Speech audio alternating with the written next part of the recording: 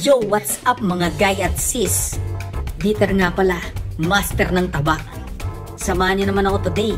Tulad ng pagsama sa akin ni Sir King. Tignan nyo, sinamahan ako ni Sir King matapang mag-gym muna kami. Kasi today, magkikita kami ni Danica Baby. Papugi muna tayo sa gym. Tama Sir King? Tama. Fast forward muna. Andito na ako sa office nila. Siyempre, susunduin natin siya kasi gentleman tayo. At sa pagsundo nga natin, naging gabi na. Transition na malupit. Kasi nga, sobrang traffic sa Pinas. Alam nyo na yan. Pero, iwas tayo ng bad vibes. Palit tayo ng background music. O, diba? Nakita nyo na siya. Hey, baby. O, tingnan nyo. Nakita nyo na yung baby. Ganda talaga dito. Ganda ng gabi ko. Saktong-sakto sa background music ko. O, lakad-lakad lang kami.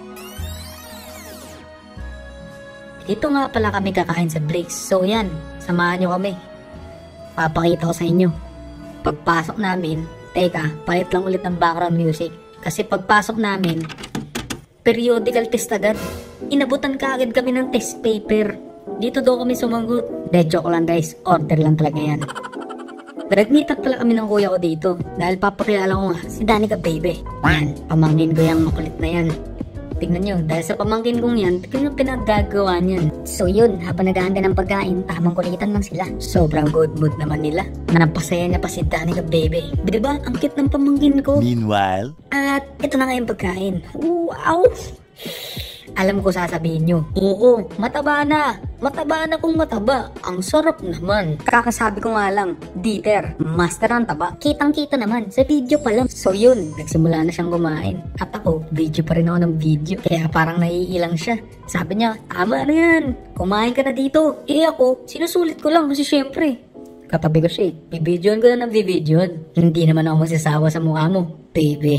Tapos yan, sabi niya, yun ako.